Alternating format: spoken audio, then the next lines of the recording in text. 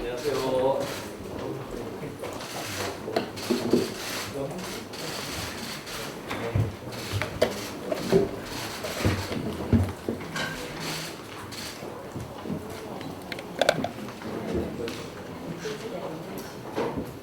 이준석 표방.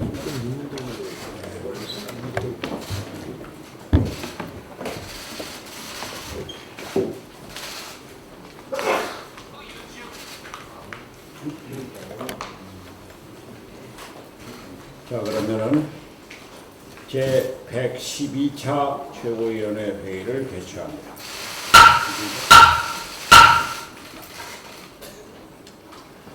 지난 13일부터 시작한 전국 시도당 당원 간담회가 어제 충북도당 당원 간담회를 기점으로 만환점을 돌았습니다. 바쁘신 일정에도 당원 간담회 함께 해주신 당직자들 여러분과 간담회 준비를 위해서 노력해주신 중앙당 당직자 그리고 시도당 관계자 여러분 그리고 큰 성원을 보내주고 계신 당원 동지 여러분께 다시 한번 감사의 말씀을 올립니다. 당원 간담회를 통해서 당원 여러분들의 생생한 목소리를 여과 없이 들을 수 있었습니다. 특히 많은 당원 동지들께서 공통적으로 당이 이제 제발 싸우지 좀 말아달라고 말씀하시면서 당 내부의 화합과 단결을 요구하셨습니다. 그리고 조속한 시도당 조직 강화와 총선 전략 수립 등을 주문하셨습니다. 무엇보다 당의 철저한 쇄신을 당부하시면서 당 혁신위원회의 출범에 많은 기대를 하고 계셨습니다. 당원 동지 여러분의 충정 어린 고언을 모두 가슴 깊이 새기고 있습니다.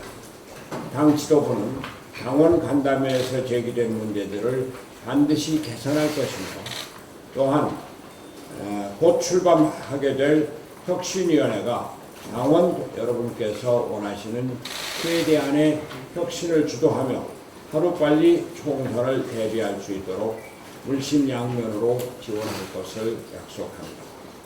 앞으로 남은 8회의 시도당 당원 간담회에서도 당원 동지 여러분의 많은 성원과 관심을 당부드립니다. 지난 24일에는 전북 도당을 방문해서 전주 상산고 박사목 교장 선생님과 동창회 간부, 학부모님들을 모시고 정운천 의원님의 주도하에 상산고에 대한 자사고 재지정 취소 사태에 대한 현장 정책 간담회를 가졌습니다. 전주 상산고는 잘 알려진 것처럼 전북의 지역 인재뿐 아니라 전국적인 인재 양성을 위해서 홍성대 이사장께서 사비를 출연하여 설립한 전국적인 명문 사학입니다. 그런데 전북교육청은 상산고의 자사고 재지정을 막기 위해 의도적으로 기준점을 80점으로 올리고 법적 의무사항도 아닌 사회통합 전형 기준을 평가 항목에 포함시켰습니다. 전주 상산고를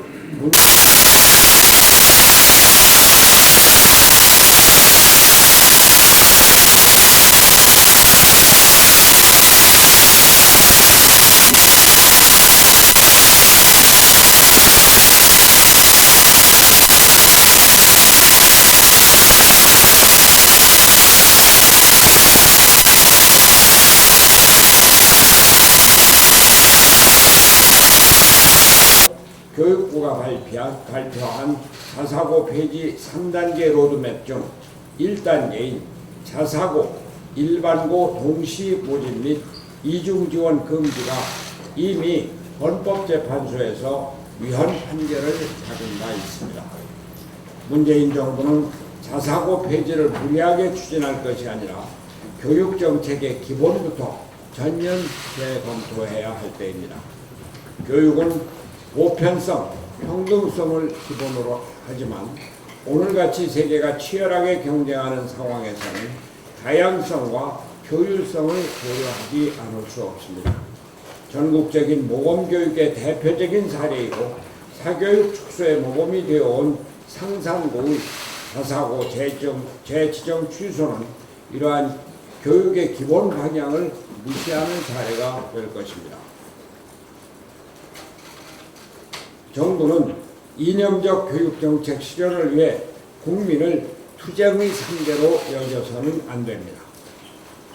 오늘 열리는 국회 교육위원회 유은혜 부총리와 전북의 김승환 교육감이 참석한다고 하는데 두 분께서 교육의 장래를 국가의 미래 발전적인 차원에서 현명한 판단을 해주시기 당부드립니다.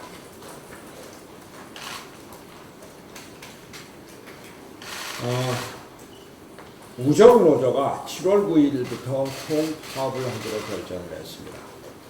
쟁의조정 시한인 26일 오늘까지 우정사업본부가 조합원의 요구를 수용하지 않으면 7월 9일 총파업에 돌입할 것이라고 밝혔습니다. 1958년 우정노조가 출범한 이후 60년 만에 처음 있는 일입니다. 정부는 이들의 요구를 심각하게 받아들여야 합니다. 우정노조는 공무원 2만 명과 비공무원 7,000명으로 구성되었는데 우정노조와 같은 현업 공무원들은 파업 등 노동운동이 허용되는 거고 있습니다. 지난 19일 충남 당진 우체국 소속 강길식 집배원이 과로로 사망했습니다. 지난해 집배원 25명이 사망했고 올해 9명이 과로로 사망했다고 합니다. 업무량 과중과 인력 부족으로 휴가를 1년에 하루 내지 이틀 정도밖에 쓰지 못하는 현실입니다. 오죽하면 상당할 때나 휴가를 쓴다는 자조적인 말이 나오겠습니까? 이들의 파업 이유나 요구는 대기업 강성노조들의 요구와 다릅니다. 집배원을 증원하고 주 52시간제에 따른 임금을 보존하고 토요일 휴무 등을 요구하는 차원입니다. 정부는 그동안 집배원 증원을 했다고 하지만 실제로 실질적인 증원은 없었습니다. 정부는 집배원의 문제를 심각하게 받아들이고 국회도 이 문제가 하루속히 해결될 수 있도록 적극 협조해야 할 것입니다. 우리 바른미래당도 이러한 사회적 약자를 돕기 위한 정책에 적극 나설 것입니다.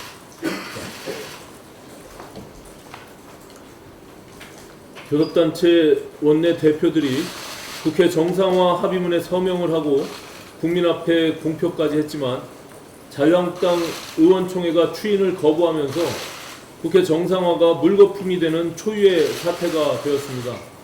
그동안 법률안이나 예산안 협상 결과를 놓고 각 당 의원총회에서 지도부의 협상안을 불신임한 사례는 있었어도 국회에 등원을 할 것인지 말 것인지를 놓고 이런 사달을 일으킨 사례는 찾아보기 힘듭니다.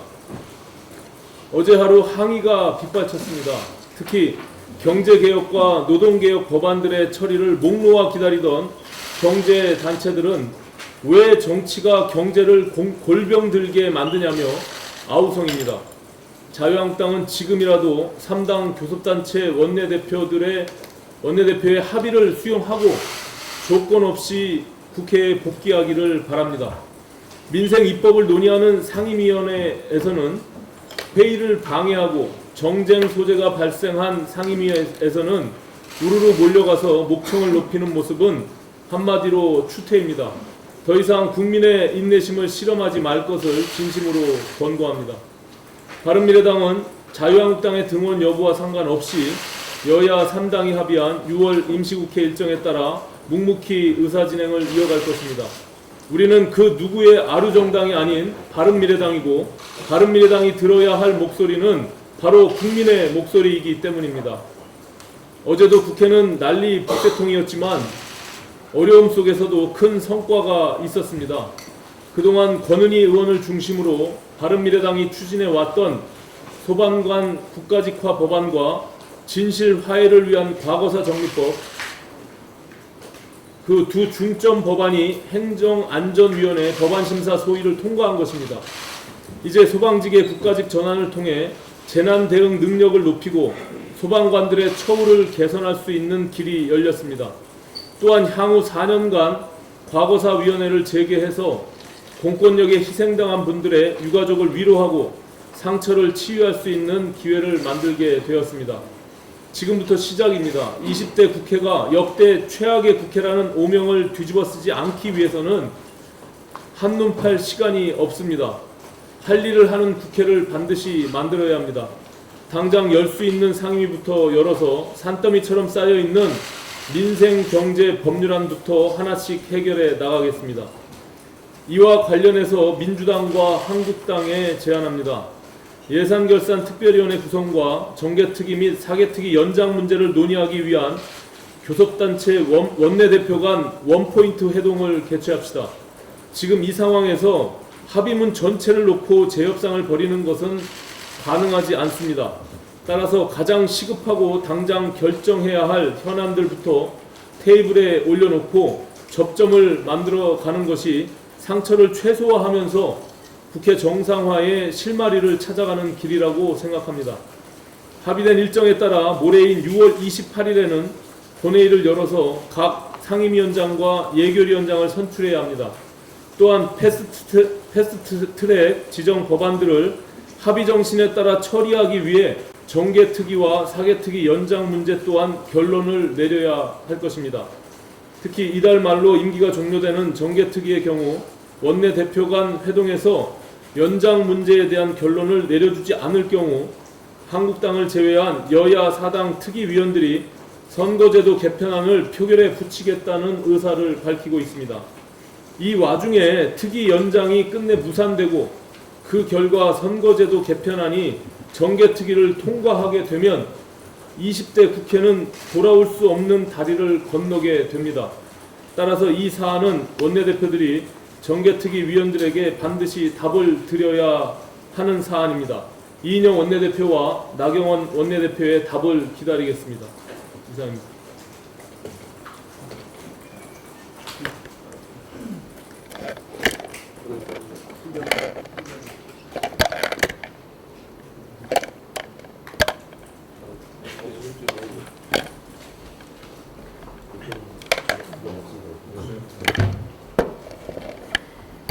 예, 문병호 최고위원입니다. 3당 원내대표의 국회 정상화 합의안이 자유한국당 의총에서 거부당했습니다. 충격적이고 배탄스럽습니다. 나경원 원내대표와 황교안 당대표의 리더십이 형편없다는 사실, 자유한국당 의원들에게 국회 정상화 의지가 없다는 것이 드러났기 때문입니다. 자유한국당의 꼴사나운 모습은 황교안 나경원 대표의 자업자득입니다. 황교안 나경원 대표는 그동안 무조건 반대만을 외치면서 국회를 공전시키고 장외투쟁에 몰두했습니다. 반대를 독점하겠다는 계산이었을 것입니다. 하지만 국민들은 민생을 팽개치고 떼쓰기 정치로 반사 이익이나 얻으려는 얄팍한 정치 술수에 신물을 내고 있습니다. 문재인 정권의 무능과 독선이 살린 자유한국당을 황교안, 나경원 대표가 죽이고 있다는 말이 왜 나오는지 반성하시기 바랍니다. 청와대와 민주당도 지탄받는 자유한국당과 대립각을 세워서 반사 이익을 얻으려는 얄팍한 계산을 중단하시기 바랍니다. 야당을 자극하는 언행을 삼가하기 바랍니다. 그리고 야당이 요구하는 경제청문회를 피하지 말고 계속적 차원에서 수용할 것을 촉구합니다. 왜 민주당은 경제청문회를 거부합니까? 경제 실정과 무능이 드러나고 공격당하는 것이 두려운 것입니까? 작금의 엄중한 경제 상황은 정부 여당 혼자 감당할 수 있는 차원을 넘어섰습니다. 여당 야당을 떠나 경제 난국을 헤쳐나가기 위한 지혜를 총체적으로 모아야 할 때입니다. 나만 믿고 따르라는 정부 여당의 말을 국민들은 신뢰할 수 없습니다. 더불어민주당과 자유한국당은 서로의 잘못을 감싸주는 천생연분입니다. 거대 양당의 적대적 공존 술수는 국민들만 멍들게 합니다. 그러나 상호 못난이 싸움에서 오는 반사 이익으로 얻을 수 있는 표는 한계가 있습니다. 국민들은 내년 총선에서 경제와 민생에서 유능한 정당을 지지하고 표를 몰아줄 것입니다. 바른미래당은 여야가 힘을 모아 망가진 경제와 민생 살리기에 주력해야 한다는 점을 강조합니다. 그리고 불발로 끝났지만 이번 국회 3당 합의가 이루어지기까지 오신환 대표의 역할이 컸습니다. 오 대표 덕에 당 지지도가 1%는 올라갔을 겁니다. 당원들을 대신하여 오 대표에게 감사의 말씀을 드립니다. 한 가지 더 말씀드리겠습니다. 어제 김현미 국토교통부 장관은 신도시 포럼 발족식에서 무주택 서민들의 주거 안정을 위하여 3기 신도시를 추진한다는 발언을 했습니다. 그러나 김 장관의 말을 액면 그대로 믿을 국민은 없을 것입니다. 3기 신도시 철회 요구가 빗발치고 있습니다. 신도시 개발로 헐값으로 땅을 수용당하게 된 원주민들의 반발은 물론 일산, 운정, 검단, 남양주 등 기존 신도시 주민들의 반발도 걷잡을 수 없이 커지고 있습니다. 하지만 국토교통부는 2, 3기 신도시를 총망라한 종합교통대책을 세우겠다고 할 뿐 3기 신도시 철회 의사는 전혀 없어 보입니다. 문재인 정부가 사태의 심각성이나 3기 신도시 정책의 문제점을 잘 모르는 것 같습니다. 3기 신도시 정책은 한마디로 불필요한 정책입니다. 2014년 7월 최경환 부총리 취임과 박근혜 정부의 부동산 규제 완화, 초이노믹스 이후 건설사들의 주택 공급이 급증해서 수도권의 주택 공급은 전혀 부족하지 않기 때문입니다. 최근 수년간 주택 공급은 실수요보다 초과 공급됐습니다. 초과 공급에도 불구하고 문재인 정부 들어 집값이 급등한 것은 갭 투자와 다주택 구입 열풍이 빚어낸 가수요 때문입니다. 최근 다주택자 수가 급증한 것이 이를 증명합니다. 그래서 문재인 정부가 부동산 투기를 규제하려 하자 투기 세력은 공급이 부족하다고 공세를 폈고 문재인 정부는 이들의 정치 공세에 밀려 3기 신도시를 졸속으로 발표한 것이 작금의 사태를 만든 것입니다. 집값 급등을 막는 핵심 대책은 보유세를 강화하고 거래세를 낮추는 것입니다. 그리고 저렴한 공공분양 물량을 늘려 건설사들의 폭리구조를 견제할 필요가 있습니다. 어설픈 3기 신도시 정책은 오히려 문제를 악화시킬 뿐입니다. 김현미 장관은 신도시 포럼을 만들어서 물타기 하지 마시고 불필요한 3기 신도시 정책을 철회할 것을 촉구합니다. 감사합니다. 그런 말씀이 없으면 제가 다른 말씀이 없으면은 제가 외교 문제 현안에 대해서 한 말씀을 드리겠습니다. 청와대가 어제 모레 28일부터 일본 오사카에서 열리는 주요 20개국 정상회의 기간에 한일 정상회담이 열리지 않을 것이다 이렇게 밝혔습니다. 오사카 G20회의에서 한일 정상회담이 최종적으로 무산되었다는 말입니다. 참으로 안타깝습니다. 전문가들은 가장 이웃한 국가임에도 불구하고 G20에서 한일 간의 정상회담은커녕 약식회담조차 갖지 않는다 이렇게 된 것은 그만큼 한일 관계가 최악으로 치닫고 있다는 것이다 이렇게 우려를 하고 있습니다. 지금은 한반도 평화 진전을 위해서 대단히 중요한 시기입니다. 교착 상태에 빠졌던 북미 관계가 트럼프 미 대통령과 김정은 위원장이 친서를 교환하면서 다시 풀릴 조짐을 보이고 있습니다. 북한 비핵화의 열쇠를 쥐고 있는 미중일러 4강은 G20을 계기로 상호간 정상회담을 연이어 가지면서 폭넓게 대화하고 있습니다. 일본과 중국이 급속히 가까워지고 있다는 소식도 들립니다. 대한민국만이 이러한 국제관계에서 외톨이가 되고 있지 않나 하는 의구심을 떨칠 수가 없습니다. 우리나라와 가장 가까운 나라인 일본과의 관계를 정상화하지 않으면 북핵 문제도 어려워질 수밖에 없습니다. 조 야마모토 미 국무부 한국과장도 대북 협상은 강한 동맹 관계 없이 성공할 수 없다라고 말하면서 한일 관계의 정상화를 촉구했습니다. 외교는 이념이 아니라 국익의 차원에서 접근해야 마땅합니다. 청와대는 한일 정상회담 무산의 책임을 일본에게 돌리고 있고 외교 수장인 강경화 장관은 국회에 나와서 일본의 보복성 조치가 나온다면 거기에 대해 가만히 있을 수 없다 이렇게 감정적인 발언까지 하고 있습니다.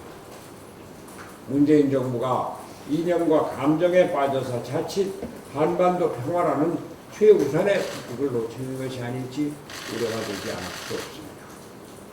문재인 대통령은 G20에서 한중, 한러 정상회담과 그에 이은 트럼프 대통령의 방안을 한반도 평화 진전의 중요한 모멘텀으로 만들어야 할 것입니다. 무엇보다 북핵 문제의 완전한 해결을 위해서는 최악으로 치닫는 한일 관계를 하루빨리 정상화해야 합니다. 저 자신 한일회담 반대 운동으로 학생운동을 시작했고 민주화운동을 시작한 사람입니다만 문재인 정부는 대일 외교에 있어서 이념과 감정이 아니라 국익을 우선하는 태도를 갖기를 다시 한번 촉구합니다. 네, 이상입니다. 다른 발언이 없으면 내일을 비공개로 전합니다.